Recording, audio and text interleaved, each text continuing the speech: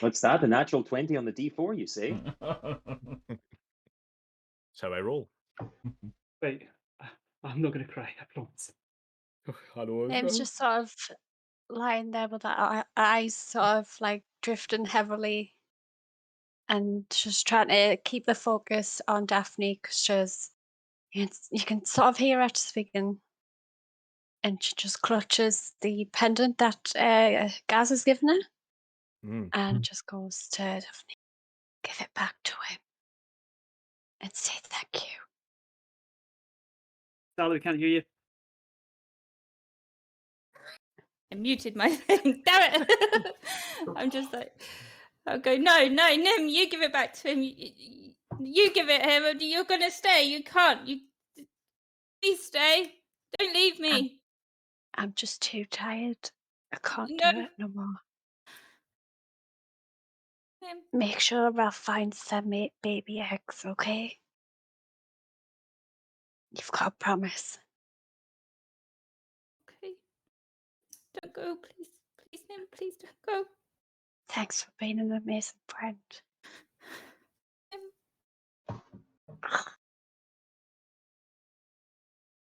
I just pull her in my arms and burst into tears. As soon as you do that and you pull her in, you can feel the last breath of Nim leaving her body as quietly and unfortunately probably just as painfully the life slips from her body and she I'm starts sorry, to Nim. cold. I'm sorry I couldn't save you, Nim. I'm sorry. And with that, Daphne, for the first time in a long time since you've met this group, you are truly alone. However, with the grief that's now stricken with you, it takes you maybe 5-10 minutes before you realise you're on something solid. Now, you've never been below the canopy, and a lot of folk have within this point because you try and avoid the canopy. It's very much like the ocean, with boats and skiffs floating upon the canopies as they go. We're using wind power to traverse into the different islands and isles and mountainous areas within the land of Felorium, or the world of Felorium as we would call it. However, this is strangely solid. In fact, it looks a little bit thicker and wider than a normal tree trunk would be, or even a tree branch. In fact, it looks like some sort of platform you may have landed on. Rudimentary at best, but a platform nonetheless. Have I seen it in any books or anything? Well, with your background in joinery that we have established from the previous episodes that were not be obviously filmed. This is the first debut live show, guys. It's rudimentary at best. It is made up of, well, pretty much like the Flotsam Islands that you came from right in the early in the campaign.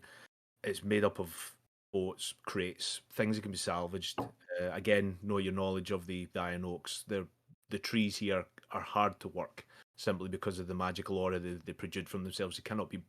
The wood cannot be worked into or broken down or made into pretty much planks of wood.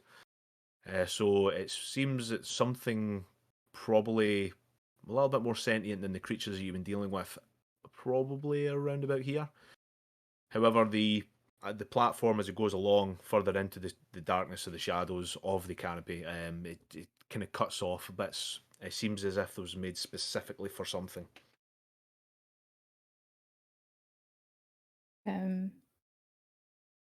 I just look up from Nim, still holding her, and I'm just looking around and wondering how I can leave her, because obviously I can't take her with me. Am I able to build like a funeral?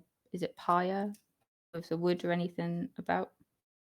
It would maybe take you 10 minutes to maybe scrape some of the wood up from the place you are, and some of the wood falling from the shattered remains of the broken warship itself are still raining upon you. Not as much, but I really should know make what a damage rudimentary. I've taken. Yeah. You're quite bad. I will say you're maybe on, well, if I remember correctly, you didn't take much hits, so say you lose 10, 12 hit points. Simply I just used to lay on falling hands from the before I canopy. died. Saved If you could myself, use but lay I on choose hands, to you would have save saved you. yourself. Yeah, you would have saved yourself. However, I didn't have any left. That makes sense. Otherwise, it'd be really weird that I choose to die. yeah, I chose to die instead of I'm saving really myself. sleepy. Here, I have my last health. Your plot armor has run out. So, you can make up a rudimentary funeral pyre if you need to, but this is where things get janky because I'm watching other things as well at the same time. Do you?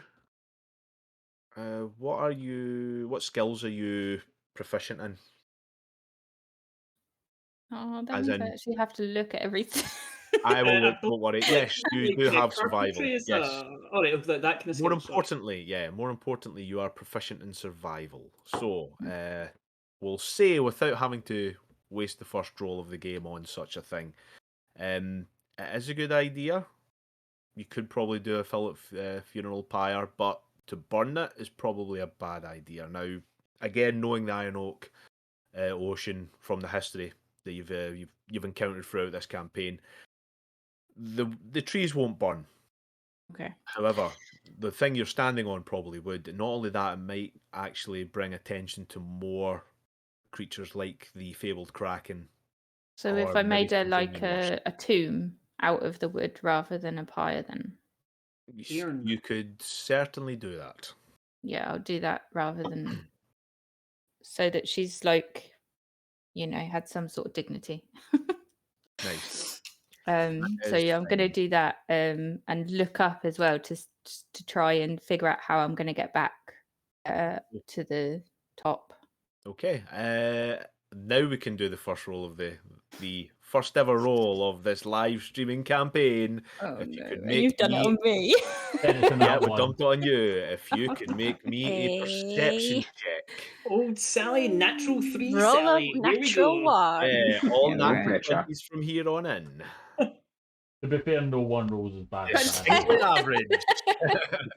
Could have been worse. It Couldn't could be have worse. been. Distinctly average. Pretty much Ooh, like my DMing. middle of the road. There we go. Right.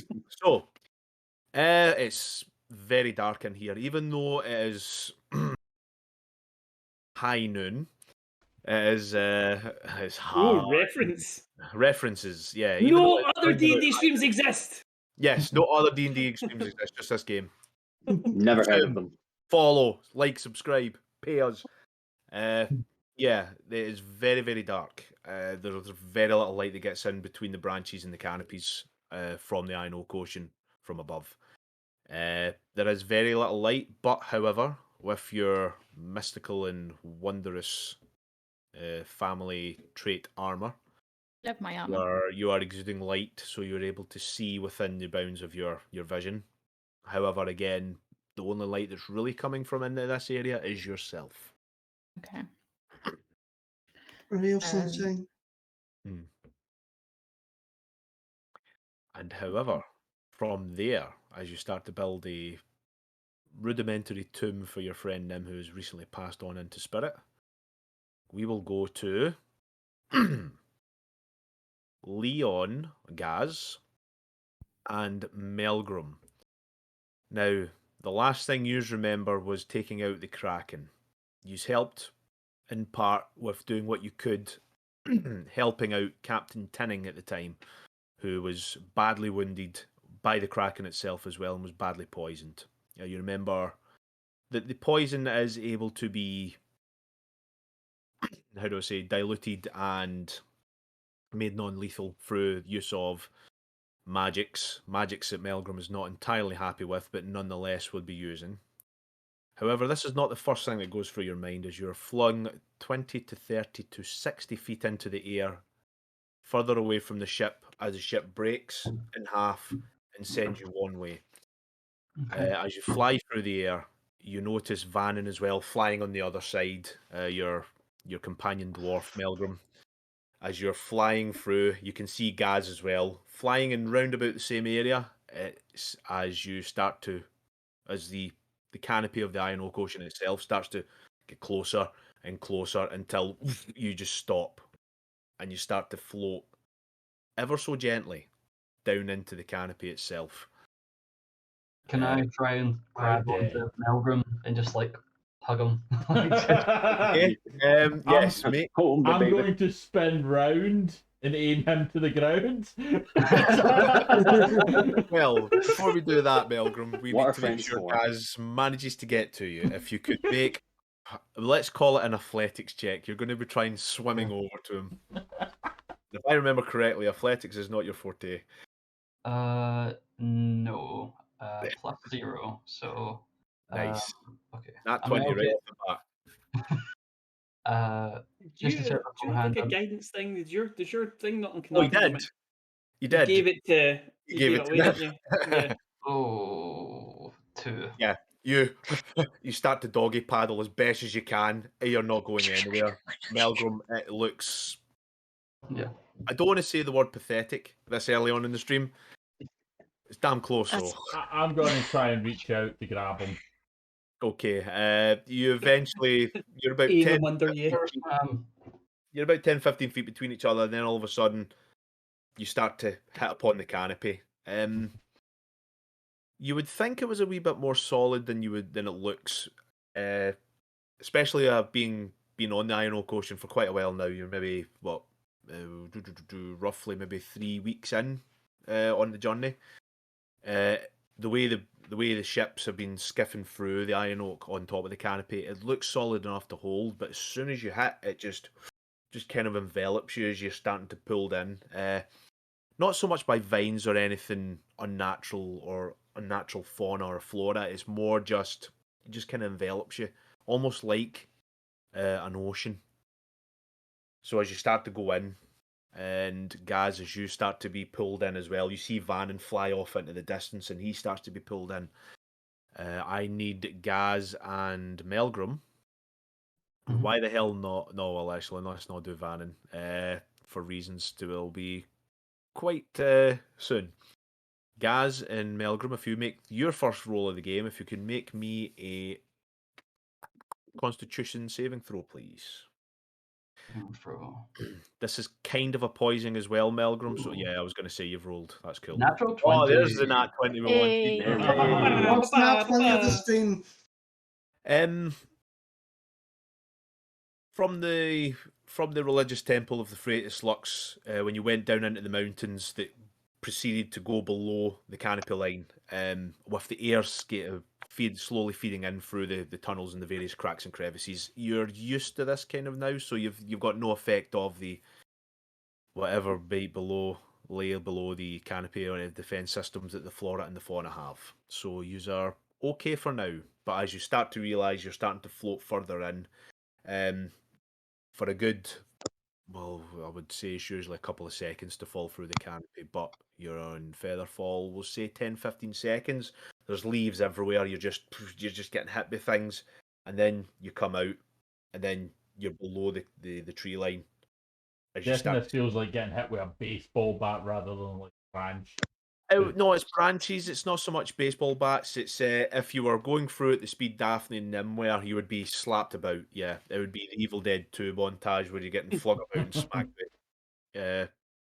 But however, you start to come through and you start come below the canopy itself, and there are just masses of amounts of trees, trunks everywhere, big huge branches. Very dark. For those who have dark vision, it's even harder for yourselves to see, so you'll be looking at dark vision at half range at this point. What sort of like momentum coming through here? Is it like quite fast? Are we able to like grab on to anything? It's almost like some sort of it's almost like gravity on the moon. You see slight jumping up and down. It's the Featherfall is certainly helping your descent. However, Featherfall does not last too long. You would know this, Gaz. Actually, you probably would know this as well, Melgrim. You've had it cast upon you before.